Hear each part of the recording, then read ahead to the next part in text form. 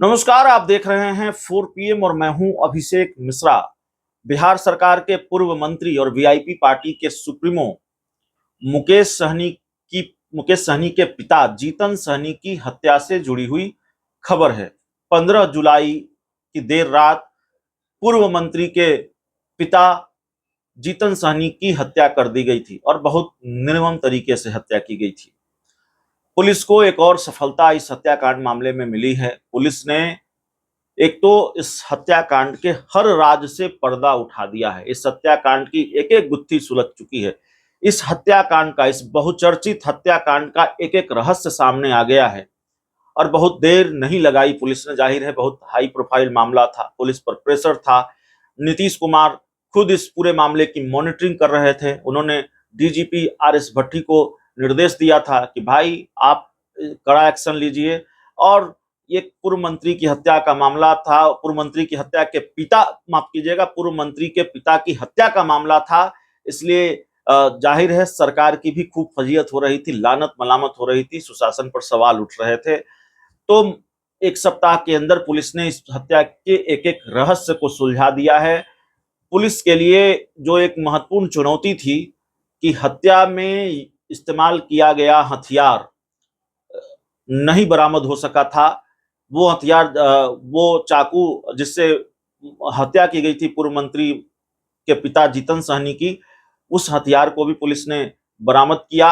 और रिमांड, जो अभियुक्त हैं उनकी रिमांड मिली थी पुलिस को। पूछताछ में जो कई चीजें पता चली पुलिस को, और उसके बाद हथियार का भी पता चला। हथियार कहाँ कैसे छुपाया गया, कैसे हत्या की गई, क्यों हत्या की गई, सारी बातें पुलिस को पता चली है और रहस्य उद्घाटन पुलिस ने कर दिया गया है। दरअसल जो जानकारी निकलकर सामने आ रही है वो जानकारी ये है, जिस चाकू से जीतन सहनी की हत्या की गई उसको आरोपी काजिम ने मंजूर से उधार लिया था। किसी मंजूर नामक युवक से उधार लिया था।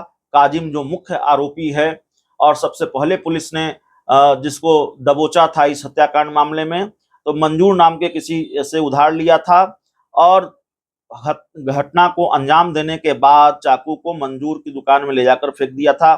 SIT ने जब आरोपियों से पूछताछ की तब इस बात का पता चला और दरभंगा के SSP जगन्नाथ रेड्डी ने बताया है, जो मीडिया रिपोर्ट्स के हवाले से उनका बयान सामने आया है। उन्होंने कहा है कि 23 जुलाई को गिरफ्तार किए गए चारों आरोपियों को कोर्ट ने 2 दिन की रिमांड दी थी। चारों आरोपियों से रिमांड के दौरान पूछताछ की गई, जिसमें मुख्य आरोपी काजिम अंसारी ने स्वीकारा है कि 15 जुलाई की शाम को उसने जिरात गांव निवासी मोहम्मद मंजूर से चाकू उधार लिया था। उसी चाकू का इस्तेमाल उसने जीतन सहनी की हत्या के लिए किया था।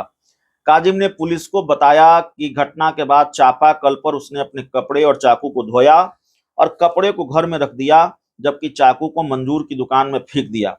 पूछताछ के दौरान जब काजिम अंसारी को मंजूर के सामने बैठाया गया तब मंजूर ने भी काजिम की बात की पुष्टि की। मंजूर ने बताया कि जब उसे सुबह में पता चला कि काजिम ने जीतन सहनी की हत्या कर दी है और चाकू उसकी दुकान में फेंक दिया है तो वो डर गया। दुकान खोलकर चाकू को उसने घर में छिपा दिया। चाकू के बारे में उसने ही पुलिस को बताया, जिसके बाद पुलिस ने उसके घर से चाकू बरामद किया। बरामद चाकू को फोरेंसिक जांच के लिए भेजा गया है।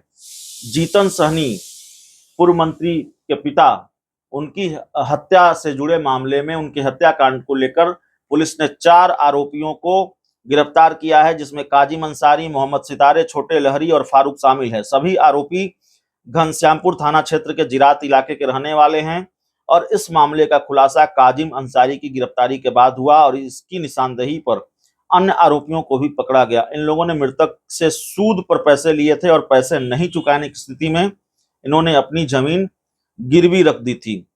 तो ये पूरा मामला है। दरभंगा पुलिस ने बताया था कि काजिम अंसारी ने मुकेश सहनी के पिता जीतन सहनी को अपनी जमीन गिरवी कर 4% प्रति महीने के ब्याज पर लोन लिया था। उसी पैसे को नहीं चुका पाने के कारण उसने हत्या की है। काजिम अंसारी ने मृतक से 3 किस्त में 1.5 लाख का लोन 4% मासिक ब्याज पर लेकर अपनी जमीन गिरवी रखी थी और उस पैसे को चुकाने में वो सक्षम नहीं थे। दरभंगा पुलिस की तरफ से जो जानकारी दी गई है उसके मुताबिक घटना की रात लगभग 1:30 बजे काजिम और उसके साथियों ने घर के पीछे के दरवाजे से प्रवेश किया। दरवाजा में अंदर का लॉक नहीं है। घर में घुसने के बाद अभियुक्तों ने जीतन सहनी को जगाया और डरा धमकाकर अपनी जमीन और लोन के कागजात मांगे, परंतु मृतक ने उल्टा गाली देना शुरू कर दिया। इस पर काजिम ने गुस्से में आकर मृतक पर ताबड़तोड़ चाकू से वार करना शुरू कर दिया। उसके बाकी साथियों ने जीतन सहनी के हाथ पैर पकड़ रखे थे और हत्या करने के बाद अभियुक्तों ने कागजात वाली अलमारी की चाबी ढूंढने की कोशिश की ताकि अपने कागजात वापस ले जा सके, परंतु चाबी नहीं मिली और इस पर अभियुक्तों ने निर्णय लिया कि अलमारी को बंद अवस्था में पानी में फेंक दें। और इसके पहले की कहानी या ये कहानी आप सब लोग जानते हैं। जो अपडेट है वो यही है कि पुलिस ने कई सारी जानकारियां दी हैं। ताजा जानकारी पुलिस को जो मिली है इस हत्याकांड को लेकर रिमांड में आरोपियों से पूछताछ के बाद, और जो चुनौती बनी हुई थी, हथियार पुलिस को बरामद नहीं हुआ था, पुलिस हथियार बरामद नहीं कर पाई थी। जिस हथियार से हत्या की गई थी जीतन सहनी की, वो हथियार भी पुलिस ने अब बरामद कर लिया है। बहुत बहुत धन्यवाद।